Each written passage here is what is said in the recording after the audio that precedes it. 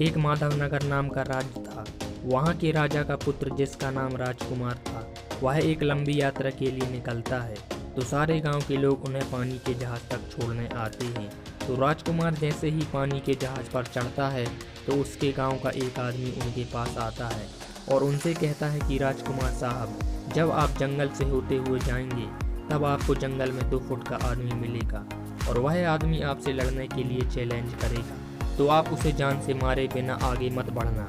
अब राजकुमार उस आदमी की बातें मानकर यात्रा के लिए निकल जाते हैं। 2 दिन बाद राजकुमार जंगल में पहुंचते हैं। वो जैसे ही जंगल में पहुंचते हैं तो वह गांव का आदमी जो बोला था उन्हें 2 फुट का वह आदमी मिल जाता है और उसने राजकुमार को लड़ने के लिए चैलेंज करता है। अब राजकुमार उस 2 फुट आदमी से लड़ने के लिए तैयार हो गए और लड़ाई शुरू कर दी।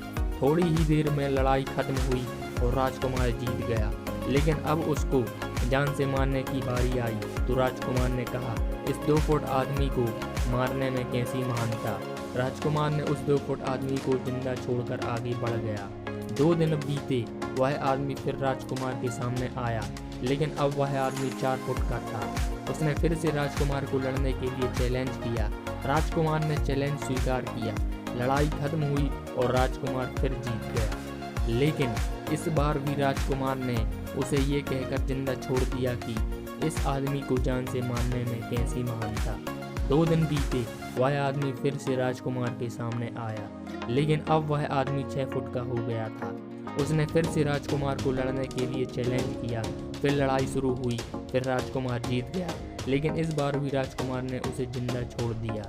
अब इसी तरह राजकुमार उसे छोड़ता गया और वह आदमी हर बार 2-2 फुट बढ़ता गया और एक दिन ऐसा आया कि वह आदमी राजकुमार से भी बड़ा हो गया। उसने फिर से राजकुमार को लड़ने के लिए चैलेंज किया, लेकिन इस बार राजकुमार थोड़ा डर गया, लेकिन राजकुमार ने फिर भी चैलेंज स्वीकार किया। लड़ाई शुरू हुई, लेकिन इस बार राजकुमार बहुत जख्मी हुआ।